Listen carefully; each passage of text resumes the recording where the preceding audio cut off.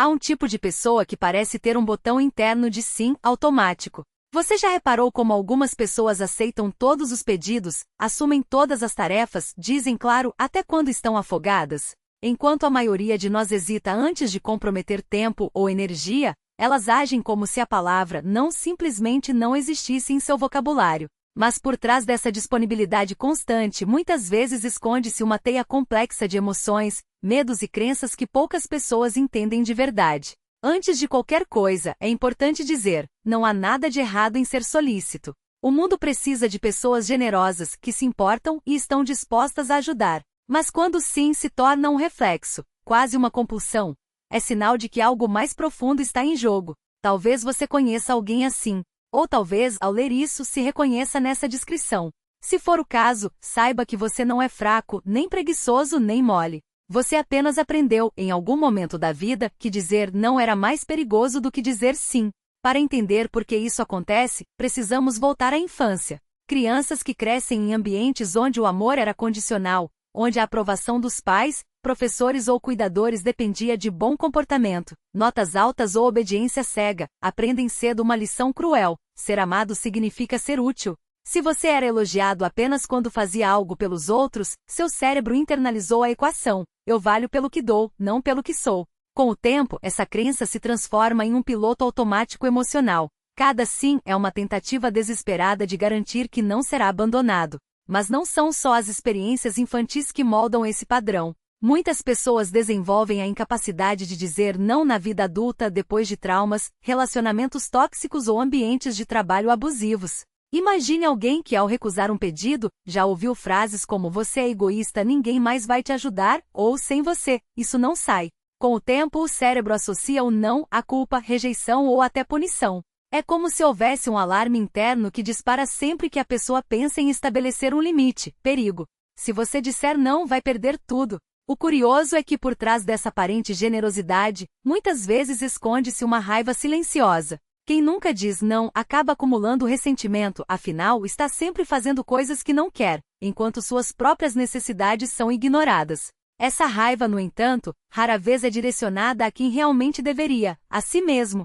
Porque no fundo, a pessoa que não consegue recusar está, acima de tudo, traindo seus próprios limites. Ela sabe que está se sobrecarregando, que está colocando os outros sempre à frente, mas o medo de decepcionar é mais forte do que o desejo de se respeitar. E aqui chegamos a um paradoxo fascinante. Quem não sabe dizer não muitas vezes é visto como bonzinho, mas está, na verdade, sendo egoísta de uma forma disfarçada. Como assim? Porque ao evitar conflitos a qualquer custo, essa pessoa deixa que os outros ditem as regras de sua vida. Ela abre mão de seu tempo, sua energia, seus sonhos, só para manter uma imagem de quem está sempre disponível. Mas, no final das contas, ninguém ganha com isso. Os outros recebem a ajuda de alguém que está emocionalmente esgotado, e ela mesma vive uma vida que não é realmente sua. Há também um componente cultural nisso tudo. Em muitas sociedades, dizer não é quase um tabu. Somos ensinados que recusar é rude, que devemos ajudar sempre, que quem não colabora não é bem visto. Mas essa pressão social ignora um detalhe crucial: um sim dado por obrigação não é generosidade, é submissão. E a submissão constante, além de exaustiva, corrói a autoestima. Porque toda vez que você diz sim, quando queria dizer não, está enviando uma mensagem para si mesmo: meus desejos não importam.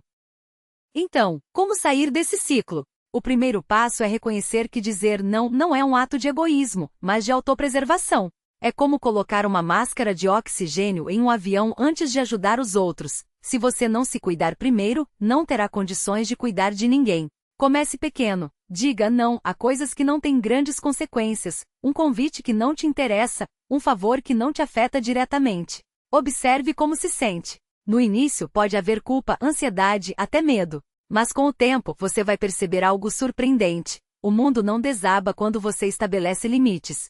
Pelo contrário, as pessoas começam a te respeitar mais, porque passam a entender que seu tempo e sua energia têm valor. E aqui está a verdade mais libertadora de todas. Quando você aprende a dizer não, está, na verdade, dizendo sim para si mesmo. Sim para seu bem-estar, sim para suas prioridades, sim para uma vida que faz sentido para você. Não se trata de virar as costas para os outros, mas de escolher ajudar quando for genuíno, não por obrigação. Porque a generosidade verdadeira não nasce do medo, mas da liberdade de escolher. Se você se identificou com isso, saiba que não está sozinho.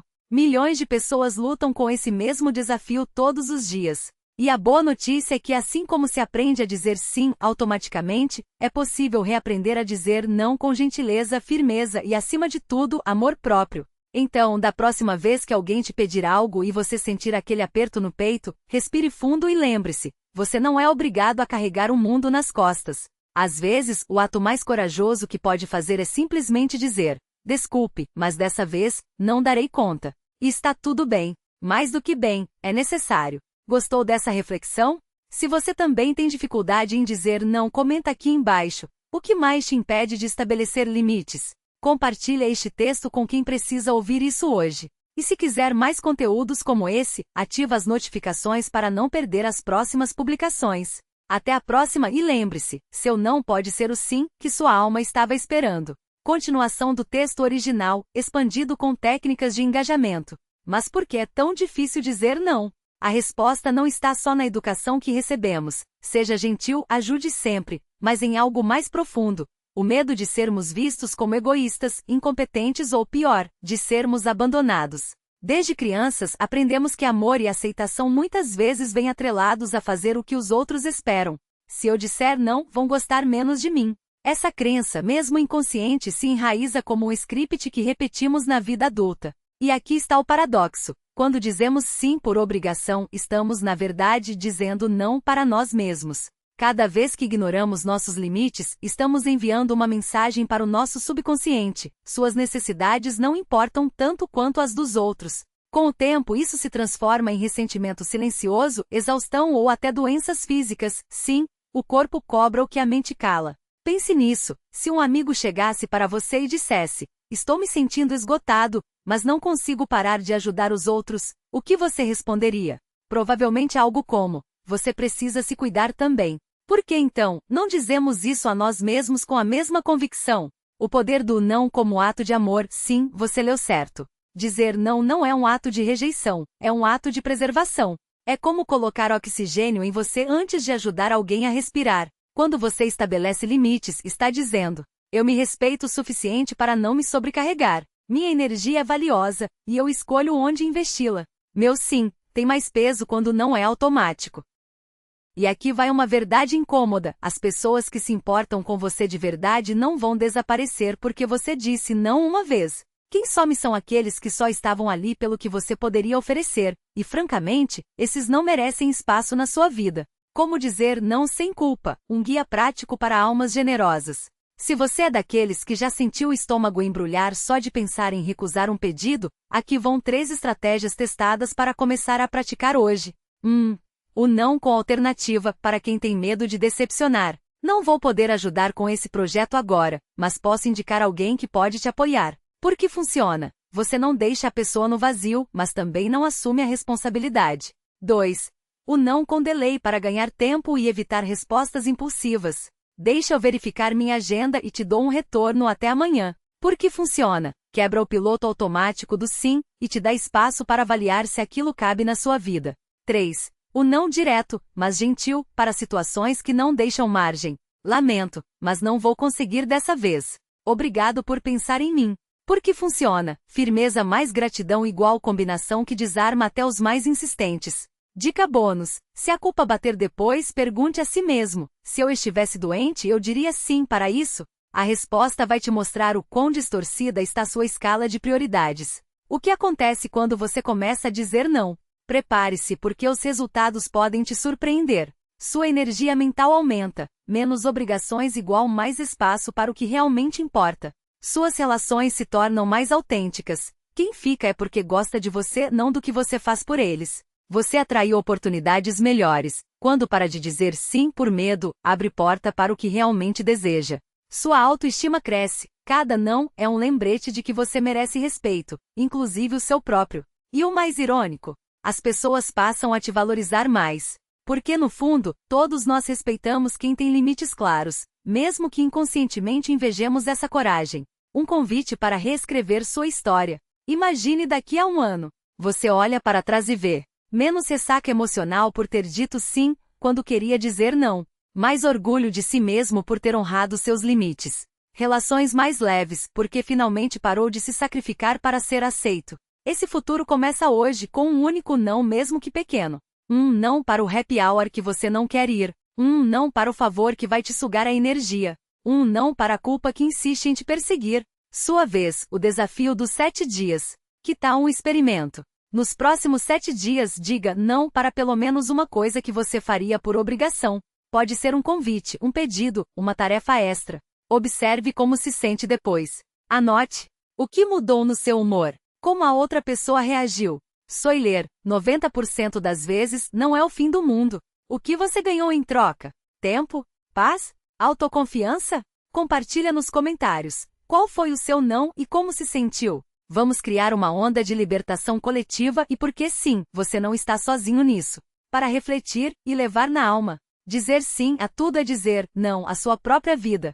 Desconhecido, mas deveria ser você. Se este texto ressoou com você, salva nos favoritos para reler quando a culpa aparecer. Compartilha com aquele amigo que sempre diz sim e depois reclama.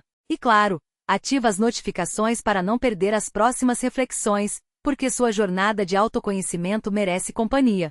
Até a próxima! E lembre-se, cada não que você diz hoje é um sim para o futuro que você merece. PS, se você chegou até aqui, é porque isso faz sentido para você. Qual será o primeiro não que você vai praticar? Deixa aqui embaixo e vamos celebrar essa coragem juntos. Coração amarelo. Por que este texto funciona? Análise das técnicas usadas.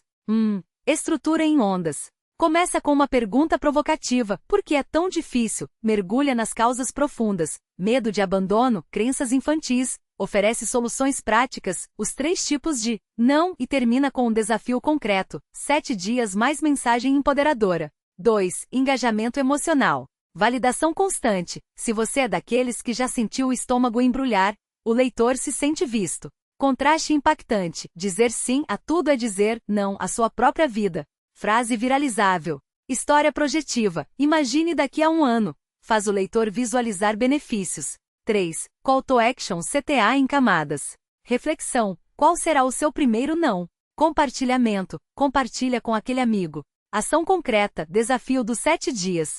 Engajamento contínuo. Ativa as notificações. 4. Tom. Íntimo. Vamos criar uma onda de libertação coletiva mais direto. Esse futuro começa hoje. Metáforas visuais. Como colocar oxigênio em você antes de ajudar alguém a respirar. 5. Frases de alto impacto. Quem some são aqueles que só estavam ali pelo que você poderia oferecer. Cada não que você diz hoje é um sim para o futuro que você merece. Como adaptar este modelo para outros temas? Tema: por que adiamos nossas metas? Gancho: você já percebeu como é fácil adiar os seus sonhos, mas não os dos outros? Causas: medo de falhar, perfeccionismo, priorização errada. Solução: regra dos 2 minutos, se leva menos que isso, faça agora. Frase viral: procrastinar é trair seu futuro por causa do conforto do presente. Tema: por que nos comparamos tanto? Gancho: role o feed das redes sociais e conte quantas vezes você se sentiu menos que hoje. Causas: cultura da produtividade, falta de autoaceitação. Solução: lista de coisas que só eu sei fazer para lembrar da singularidade. Frase viral: comparação é o ladino que rouba sua alegria sem você perceber. Dica final para escrever como isso. Comece com uma dor universal, todos já sentiram culpa por dizer não. 2. Desmonte a crença limitante, dizer sim não é bondade, é automutilação. 3. Ofereça um caminho prático, os 3 tipos de não. 4. Termine com esperança mais ação, seu futuro começa hoje. 5. Use metáforas que doem e curem oxigênio antes de ajudar os outros. Agora é com você. Qual tema da vida real você transformaria em um texto assim? Escreva nos comentários. Quem sabe não vira nosso próximo conteúdo. Cara piscando. Tema: por que guardamos coisas que não usamos e como isso afeta a nossa vida? Você já abriu o armário e se deparou com uma pilha de roupas com etiqueta, presentes que nunca usou ou objetos que um dia vão ser úteis? A gente acumula como se o futuro fosse um apocalipse de escassez.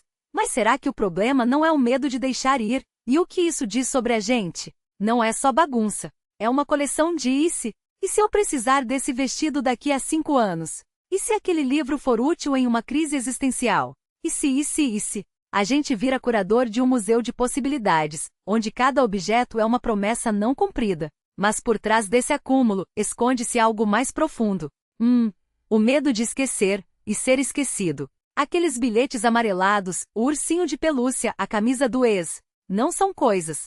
São âncoras. A gente guarda porque tem medo que, se jogar fora, a memória, ou a pessoa, desapareça de vez. O cérebro sussurra: se você não tiver prova, é como se nunca tivesse existido. 2. A ilusão do eu futuro.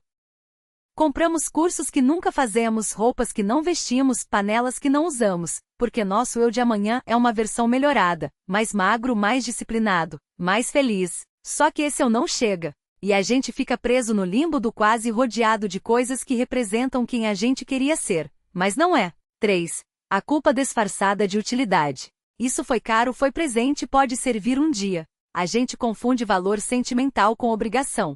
Como se jogar fora um objeto fosse trair quem o deu ou admitir que erramos ao comprá-lo. Spoiler, não traímos. Só estamos liberando espaço físico e mental. O que esse acúmulo rouba de você? Energia. Cada coisa guardada é uma decisão adiada. Seu cérebro gasta força só de olhá-las. Liberdade. Quanto mais você guarda, mais preso ao passado fica. E menos espaço sobra para o novo. Autoconhecimento. Objetos são espelhos. Se você guarda só o que poderia ser útil, pergunta: o que isso diz sobre como você se vê? O método caixa da memória para soltar sem culpa. Separe o que é memória do que é lixo. Guarde uma caixa, só uma, com itens realmente significativos, fotos, cartas, um objeto por pessoa querida. O resto? Tire uma foto e deixe ir. A memória não está na coisa, está em você. 2. A regra dos 6 meses. Se não usou, não vestiu, não leu ou não precisou em meio ano, não é prioridade. Ponto. 3. O teste do alívio. Segure o objeto e pergunte: se eu jogasse isso fora agora, me sentiria mais leve ou ansioso? Se for alívio, é sinal de que ele já cumpriu seu papel. A verdade que ninguém te conta. Você não é o que possui. Você é o que vive, o que sente, o que escolhe hoje. Aquela pilha de coisas não passadas é só isso, uma pilha. Não sua identidade, não seu valor. E quando você solta, não está perdendo. Está recuperando. O tempo que gastava reorganizando o que não precisa. O espaço para o que realmente importa. A coragem de viver no presente, não no e se do passado ou do futuro. Frase para levar. A gente guarda coisas como se fossemos imortais, mas a vida não cabe em caixas. Cabe em escolhas. Agora é com você. Qual objeto você guarda há anos por se acaso? Comenta aqui, às vezes, só de escrever, a gente já entende por que não solta. 2. Experimentou o método da caixa? Conta como foi. 3. Compartilha com quem precisa ouvir que deixar ir não é esquecer. É fazer espaço para o que ainda está por vir. E se esse texto fez sentido, salva ele. Não para ler um dia, mas para começar hoje. Erva. Por que esse formato funciona? Dor universal. Todo mundo tem aquela gaveta ou aquele armário. Desconstrução. Mostra que o problema não é a bagunça, mas o medo por trás dela. Solução prática. O método da caixa é concreto e emocionalmente seguro. Empoderamento. Transforma limpar em ato de autoconhecimento. CTA engajador. Pede ação imediata, comentar, experimentar, compartilhar, mais metáfora final. A vida não cabe em caixas. Próximo tema: sugestão para você testar o formato. Por que a gente diz estou ocupado, como se fosse um troféu, e o que isso esconde? Gancho. Como você está? Correndo, né? Sempre 1000 coisas. A gente fala como se estar ocupado fosse sinônimo de importância. Mas será que não é só medo de parar? Causas: medo do vazio, cultura da produtividade tóxica, autoestima atrelada a ser útil. Solução: a regra do tempo branco, agendar nada na agenda. Frase viral: ocupado não é status. É só a desculpa que a gente dá para não encarar a vida de frente. Dica bônus: sempre que escrever, pergunte: qual emoção eu quero que o leitor sinta? Nesse caso, alívio mais coragem. 2. Qual ação concreta ele pode fazer hoje? Aqui, separar a caixa da memória. 3. Como transformar o tema em uma metáfora visual? A vida não cabe em caixas. Quanto mais específico e sensorial, mais o texto gruda. Foguete.